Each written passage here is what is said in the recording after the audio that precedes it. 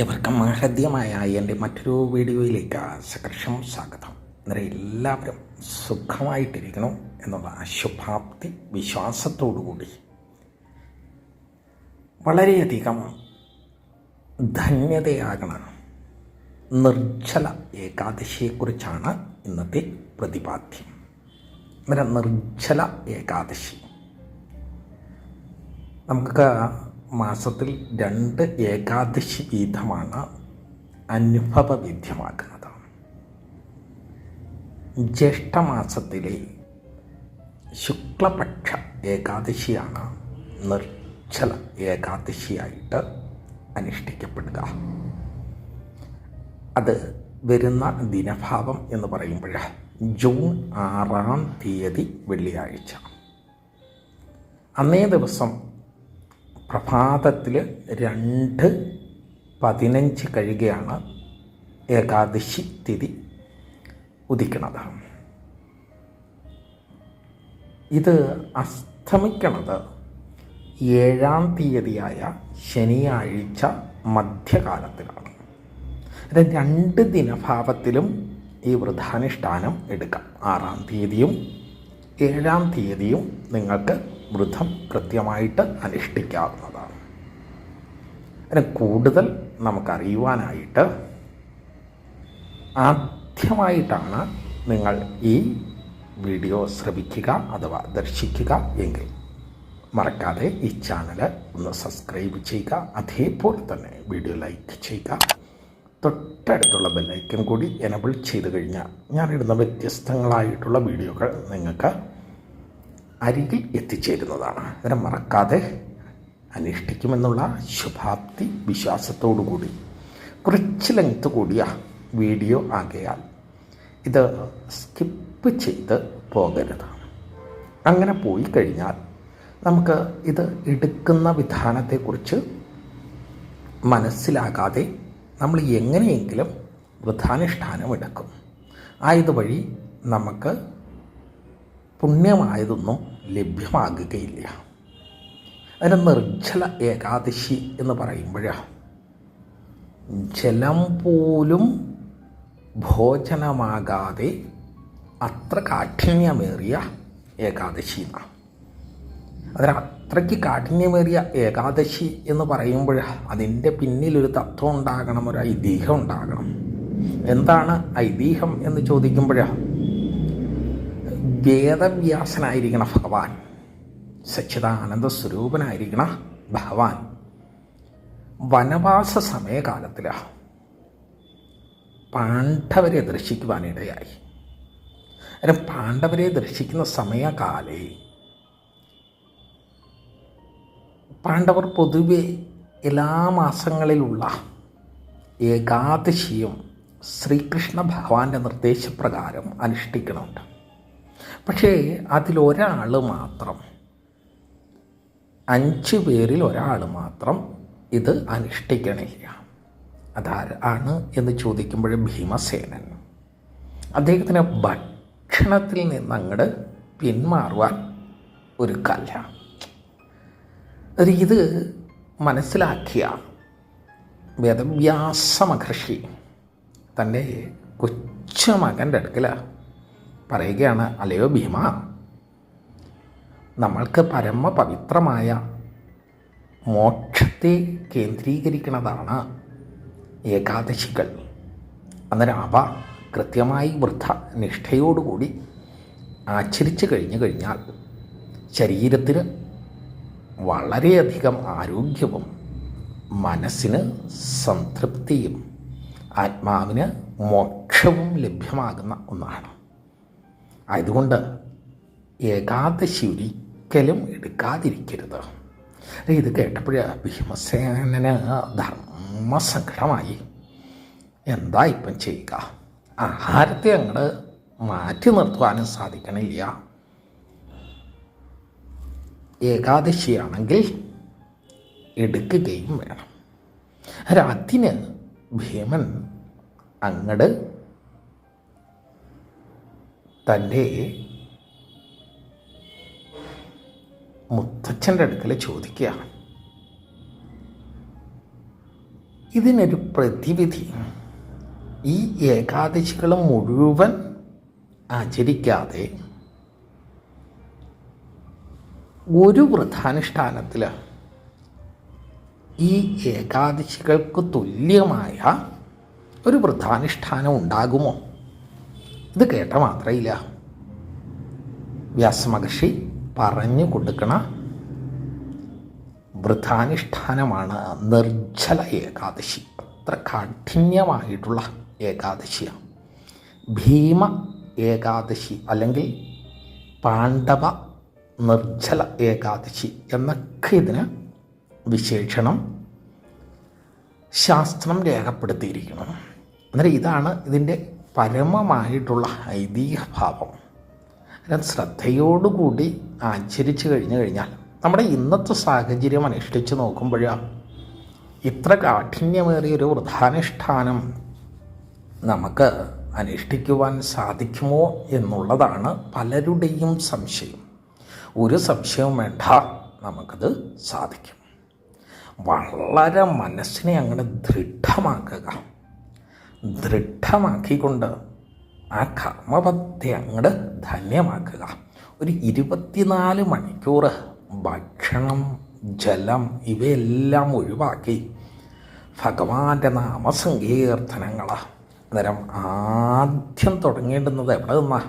ഭഗവാൻ ഇഷ്ടമായിരിക്കണ തുളസി ചെടിയിൽ നിന്ന് തന്നെ അങ്ങോട്ട് ആരംഭിക്കണം. തുളസിയുടെ മുന്നിലായിട്ട് അല്പം തീർത്ഥമൊഴിച്ച് ജലമൊഴിച്ച് അതിന് പ്രദക്ഷിണം ചെയ്ത് ഓം നമോ ഭഗവതേ വാസുദേവായ, ഓം നമോ ഭഗവതേ നാരായണായ 3-4 പ്രദക്ഷിണങ്ങൾ അനുഷ്ഠിച്ച് ശ്രദ്ധയോടുകൂടി നമുക്ക് വ്രതാനുഷ്ഠാനം ആരംഭിക്കാവുന്നതാണ്. ശേഷം നമ്മുടെ പൂജാമുറിയിൽ ധന്യമായിട്ടുള്ള ഭാവത്തിൽ വിളക്കൊരുക്കി നെയ്യൊഴിച്ച് 3, 5, 7, 9 എന്നീ ക്രമത്തിൽ നമുക്ക് എത്ര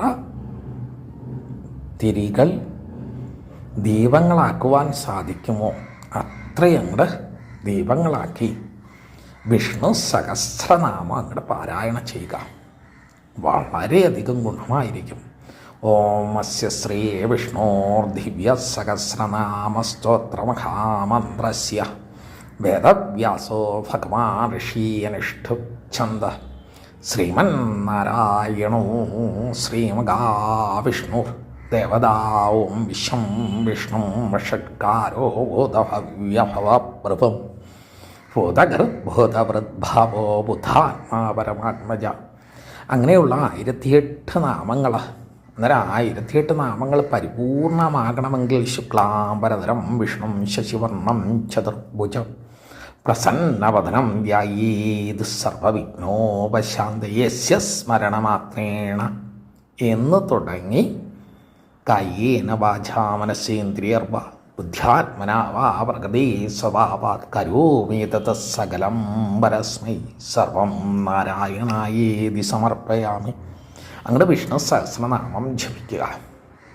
അന്നേരം ശ്രദ്ധയോടുകൂടി വേണം ഇത് ആചരിക്കുവാൻ. പിന്നെ തുടർന്ന് നാരായണ നാരായണ നാരായണ നാരായണ നാരായണ നാരായണ നാരായണ നാരായണ നാരായണ നാരായണ നാരായണ നാരായണ നാരായണ മന്ത്രങ്ങൾ അങ്ങോട്ട് ഉരുവിടുക. അതുപോലെ തന്നെ അടുത്തുള്ള ക്ഷേത്ര ദർശനം ചെയ്യുക. ഇപ്പം നാരായണൻ്റെ ക്ഷേത്രം തന്നെ ആകണമെന്നില്ല, അടുത്തുള്ള ക്ഷേത്രം ഏതായിരുന്നാലും അവിടെ ദർശനം നടത്തുക, പ്രദക്ഷിണം ചെയ്യുക, ഇഷ്ടദേവതാ പ്രാർത്ഥനകൾ അനുഷ്ഠിക്കുക, അതോടൊപ്പം നാരായണ മന്ത്രങ്ങൾ ഉരുവിടുക. അന്നേരം വെള്ളിയാഴ്ച കൂടി ചേരുന്ന ദിനഭാവം ആകയാൽ സർവവിധ ശാസ്ത്രശ്രേഷ്ഠതയും അതേപോലെ തന്നെ സർവ വിഘ്നങ്ങളും നമ്മളിൽ നിന്നില്ലാതാക്കുകയും ശത്രുദോഷങ്ങൾ, മാരണ, അഭിചാര, വിദ്വേഷണ, സ്തംഭന ദോഷങ്ങൾ ഇവയൊക്കെ നമ്മളിൽ നിന്ന് അകന്നു മാറും എന്നുള്ളതാണ്. അല്ല, നമ്മൾ ചെയ്യണ കാര്യം കൃത്യമായിട്ട് അങ്ങോട്ട് അനുഷ്ഠിക്കുക. ഒരു ദിവസം അങ്ങോട്ട് ജലവും ആഹാരവും ചെന്നില്ലെങ്കിലും യാതൊരു സംശയമില്ല, ശരീരം ഒരു രീതിയിലുള്ള പ്രതികരണവും ഉളവാക്കുകയില്ല. പിന്നെ ഗുളികകൾ, ടാബ്ലറ്റുകൾ കഴിക്കുന്നവരാണ്. അതിന് ആ ഒരു ദിനഭാവം പരമാവധി നമ്മൾ അങ്ങനെയുള്ളവർ അതിന് വേണ്ടുന്ന മാത്രം ഭോജനം ചെയ്യുക. അന്നേരം അത് നല്ല ഉണക്കലരിയങ്ങൾ വറ്റിച്ച്, അല്ലെങ്കിൽ ക്ഷേത്രത്തിൽ നിന്ന് കിട്ടുന്ന വടച്ചോറങ്ങൾ മേടിച്ച് ഭോജനം ചെയ്യുക.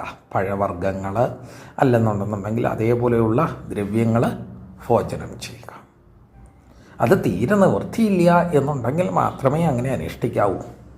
അതിനും അത്ര പരമമായ ഏകാദശി വ്രതമാണ് നിർജ്ജല ഏകാദശി എന്നുള്ളത്. സർവ്വതും ലഭ്യമാകുന്നതാണ്, അനേക ഗുണങ്ങൾ നമ്മളിലേക്ക് വന്നു ചേരുന്നതാണ്, പിന്നെയോ മോക്ഷദായകമാണ്. ഇതിനെക്കുറിച്ച് പറയുമ്പോൾ നമുക്കൊരു ഉപാഖ്യാനം അങ്ങോട്ട് പറയുവാൻ തോന്നും. ഒരിക്കൽ ഇങ്ങനെ പറന്ന് നടന്ന ഒരു വണ്ട്. ആ വണ്ട്, അതിന് വണ്ടിൻ്റെയൊക്കെ സ്വയമേ ഉള്ള ഭോജനം എന്ന് പറയുന്നത് നല്ല തേനങ്ങോട്ട് നുകരുക. അത് നല്ലൊരു ജലപാതത്തിലെത്തി, ഒരു കുളത്തിലെത്തുകയാണ്. അതിന് അവിടെ നോക്കിയപ്പോഴോ മനോഹരമായിട്ടുള്ള താമരകൾ ഇങ്ങനെ യഥേഷ്ടം പടർന്ന് കിടക്കണം. അതിൽ നിന്നുള്ള താമരപ്പൂക്കൾ സൂര്യപ്രഭാവത്താൽ ഇങ്ങനെ വിരിഞ്ഞു നിൽക്കുന്ന അവസ്ഥ. ഇത് കണ്ട മാത്രയിൽ നാവിൽ നിന്നങ്ങട് വളരെയധികം കൊതിയൂറിയ വണ്ട് നല്ല മുഴുത്ത ഒരു താമരപ്പൂവിലങ്ങട് കയറിയിരുന്ന് ആസ്വദിച്ചങ്ങട് തേന്ന് ഗുരുവാൻ തുടങ്ങി. എത്രയെത്ര നുകർന്നിട്ടും ആ തേനിൻ്റെ സുഹൃതം അല്ലെങ്കിൽ ആ രസഭാവം കൊണ്ട് ആ വണ്ടിന് അവിടെ നിന്ന് പോകുവാൻ സാധിച്ചില്ല. അങ്ങനെ സന്ധ്യാകാലം അടുത്ത മാത്രയിൽ എന്ത് സംഭവിച്ചു? ഈ വണ്ട് തേൻ നുകർന്ന് താൻ വന്നിരിക്കണ സ്ഥാനഭാവം പോലും തന്നിൽ നിന്ന് മകന്ന്, അല്ലെങ്കിൽ തൻ്റെ ബോധഭാവത്തിൽ നിന്ന് മറന്ന്, തൻ്റെ ഗ്രഹത്തെ പോലും ചിന്തനമില്ലാതെ അവിടെ അങ്ങനെ ആസ്വദിച്ചിരിക്കുക. ഒരു സന്ധ്യാകാലമായി കഴിഞ്ഞു കഴിഞ്ഞാൽ താമരപ്പൂവ് നേരെ വിടർന്നത് സൂര്യൻ്റെ ദർശനം ഇല്ലാതെ വരുന്ന സമയത്ത് അത് തിരികെ മുകുളമായിട്ട് കൊമ്പി നിൽക്കുമെന്നാണ്. കാരണം അങ്ങനെയുള്ള സാഹചര്യത്തിലേക്ക് എത്തി. ഇതൊന്നും നമ്മുടെ വണ്ട അറിയണില്ല. കാരണം വിരിഞ്ഞു നിന്ന താമര അത് താൻ എങ്ങനെയായിരുന്നോ മുട്ടുപോലെ തിരികെ വന്നു എന്നുള്ളതാണ്. അതിൽ ഇതിന് ഉള്ളിലായിപ്പോയി ഈ ഭ്രമരം, ഈ വണ്ട്. അന്നേരം പെട്ടെന്നാണ് ഒരു ഇരുട്ട് തന്നെ ബാധിച്ചപ്പോൾ സ്വബോധഭാവം തന്നിലേക്ക് വന്ന മാത്രയിൽ നോക്കിയപ്പോൾ താനിരുന്നിടം മൂടപ്പെട്ടിരിക്കുക. അന്നേരം അവത്തിനുള്ളിലിരുന്ന് ഇങ്ങനെ അങ്ങോട്ട് വണ്ട് വിചാരിക്കുക, രാവിപ്പോ ക്ഷണമങ്ങുടുങ്ങിലും രാവ് ഇപ്പം പെട്ടെന്നങ്ങ് അവസാനിക്കും. രാവിലെ അതിശ്രേഷ്ഠനായിട്ടുള്ള ഭഗവാൻ സൂര്യൻ ഉദിക്കുമീ കമലവും. യാതൊരു സംശയമില്ല, രാവിലെ സൂര്യൻ ഉദിക്കുമീ കമലവും താനേ വിടർന്നിടുമേ, താനേ വിടർന്നിടുമേ.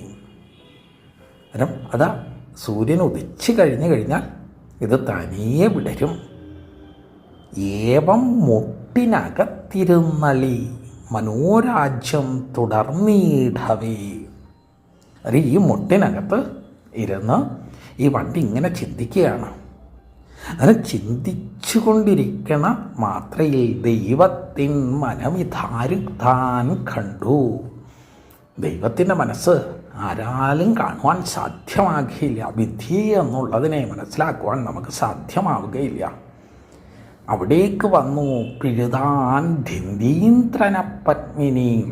ഒരു ഗജം വന്ന് ഈ വണ്ടിരുന്ന പങ്കജം അങ്ങോട്ട് പറിച്ചെടുക്കുകയാണ്. താമര അങ്ങോട്ട് പറിച്ചെടുത്ത് എന്ത് ചെയ്തു? തൻ്റെ കാൽച്ചുവട്ടിലിട്ട അങ്ങോട്ട് ഉരച്ചു മാറ്റി, ചവിട്ടി ഉരച്ചു എന്ന് പറയാം. അതോടുകൂടി എന്തായി? വണ്ടിൻ്റെ കഥയും കഴിഞ്ഞു. ഈശ്വരൻ്റെ മനസ്സിനെ കാണുവാൻ നമുക്ക് സാധിക്കില്ല. നമ്മൾ വിചാരിക്കണത് നമ്മളെല്ലാം വലിയ ബുദ്ധിമാന്മാരാണ്, അല്ലെങ്കിൽ വളരെ വലിയ കണ്ടുപിടുത്തങ്ങളൊക്കെ നടത്തിയവരാണ്, അന്നേരം നമ്മളെക്കായാലും വലിയവരായിട്ട് ആരുമില്ല എന്നൊരു ഭാവമാണ് നമ്മളിൽ ഉളവായിരിക്കുന്നത്. പക്ഷേ ഇവിടെ ഈശ്വരൻ്റെ ഭാവം നമുക്ക് മനസ്സിലാകുവാൻ ഒരു കാരണവശാലും സാധ്യമാകുകയില്ല. ആയതുകൊണ്ട് നമ്മുടെ ആ വിധിയെ എല്ലായ്പ്പോഴും വിധാതാവിൽ നിന്നുളവാകണതാണ്. ആ വിധി ഐശ്വര്യപൂർണമാകുവാൻ അതിന് വേണ്ടുന്നതായിട്ടുള്ള കർമ്മങ്ങളെ അനുഷ്ഠിക്കണമെന്ന്. അതിലേറ്റവും പരമപ്രധാനമാണ് അതിന് ഭഗവാന്റെ കർമ്മതലങ്ങൾ എന്ന് പറയുമ്പോൾ അതിവിശേഷതയുള്ളതാണ്. കർമ്മങ്ങൾ അനുഷ്ഠിക്കുക, പ്രവൃത്തി ചെയ്യുക, ഫലം അങ്ങോട്ട് ചിന്തിക്കുകയേ വേണ്ട. അത് തരുന്നത് ഭഗവാനാണ്. അന്നേരം ഫലം നമുക്ക് പുറകെ വന്നുകൊള്ളും, സംശയമൊന്നുമില്ല. നല്ല പൂവുകൾ, കായ്കൾ ഒക്കെ വൃക്ഷലതാദികൾ, സസ്യങ്ങൾ തരുമ്പോൾ നമ്മളെന്തെങ്കിലും രീതിയിൽ നമ്മുടെ കർമ്മം അനുഷ്ഠിച്ചിട്ടാണ് അവയിൽ നിന്ന് ഇതെല്ലാം നമുക്ക് ലഭ്യമാകുന്നത്. നമ്മൾ കർമ്മങ്ങൾ അനുഷ്ഠിച്ചുകൊണ്ടിരിക്കുക. ആയത് മുഖാന്തിരം നിർജ്ജല ഏകാദശി വളരെ ഉത്തമ ഭാവത്തിൽ അനുഷ്ഠിച്ചു കഴിഞ്ഞാൽ ജീവിതം വളരെ മനോഹരമാക്കുവാൻ നമുക്ക് സാധിക്കും എന്നുള്ളതാണ്. എത്ര കടബാധ്യതകളിൽ, എത്ര ദാമ്പത്യ ദുഃഖങ്ങളിൽ, എത്ര ആഭിചാരദോഷങ്ങളിൽ, ശത്രു പരമായിട്ടുള്ള കർമ്മങ്ങളിൽ, അതേപോലെ ആപത്തുകളിൽ, രോഗങ്ങളിൽ ഒക്കെ പെട്ടുഴലുന്ന മനുഷ്യർക്ക് ഏറ്റവും ധന്യതയായിരുന്ന ഒരു മഹാവ്രതാനുഷ്ഠാനമാണ് നിർജ്ജല ഏകാദശി അനുഷ്ഠാനം. അതിന് പാരായണ വിടേണ്ടുന്നത് ജൂൺ 7-ാം തീയതി മധ്യകാലം കഴിയുന്ന സമയഭാവത്തിലായിരിക്കണം. അത് 24 മണിക്കൂർ കൃത്യമായിട്ടൊന്ന് ഈ ഒരു പ്രകാരം അനുഷ്ഠിച്ച് ഭഗവാനെ അങ്ങോട്ട് മനസ്സിൻ്റെ താമരയാകണ ആ ദളത്തിലേക്ക് അങ്ങോട്ട് പിടിച്ചിരുത്തുക. ജീവിതം മനോഹരമാകുവാൻ, സന്തോഷപൂരിതമാകുവാൻ, കുടുംബം ഇമ്പമുള്ളതാക്കുവാൻ, ശരീരത്തിന് രോഗങ്ങളിൽ നിന്ന് മോചനമുള്ളതാക്കുവാൻ ഒക്കെ ഏറ്റവും ധന്യമായിരിക്കണം ഈ ഒരു ഏകാദശി വ്രതാനുഷ്ഠാനം. ശ്രദ്ധാപൂർവ്വം അങ്ങോട്ട് അനുഷ്ഠിച്ചു നോക്കൂ. അതിനും ക്ഷേത്രത്തിൽ പോയും നമുക്ക് അനുഷ്ഠിക്കാം. അതിന് ക്ഷേത്രത്തിൽ, വൈഷ്ണവ ക്ഷേത്രത്തിൽ, അല്ലെങ്കിൽ മറ്റ് ഇതര ദേവതാസ്ഥാനങ്ങളുള്ള ക്ഷേത്രഭാവത്തിലും വ്രത അനുഷ്ഠാന ഭാവത്തോടുകൂടി അതാത് മന്ത്ര ഉപാസനകളാൽ അതാത് ദേവി അല്ലെ ദേവന്മാരെ അങ്ങോട്ട് പ്രാർത്ഥിച്ച് ഈ വ്രതാനുഷ്ഠാനം അങ്ങോട്ട് അനുഷ്ഠിക്കാവുന്നതാണ്. എല്ലാം ചെന്ന് നിൽക്കുന്നത് സാക്ഷാൽ നാരായണനിലാണ്. ആയതുകൊണ്ട് ഏത് വിധേന വേണമെങ്കിലും നിങ്ങൾക്ക് ഇത് അനുഷ്ഠിക്കാവുന്നതാണ്. അന്നേരം ഈ പ്രകാരം, ഈ പറഞ്ഞത് പ്രകാരം ഇതൊന്ന് അനുഷ്ഠിച്ച് നോക്കിക്കോളൂ. ജീവിതം വളരെയധികം സുഭിക്ഷമാകുവാൻ മറ്റൊരു കർമ്മം അനുഷ്ഠിക്കേണ്ടതായിട്ട് ഇല്ല എന്ന് തന്നെയാണ് പ്രമാണം. അതെ, ഈ വീഡിയോ ഏവർക്കും ഇഷ്ടമായി എന്ന് കരുതുന്നു.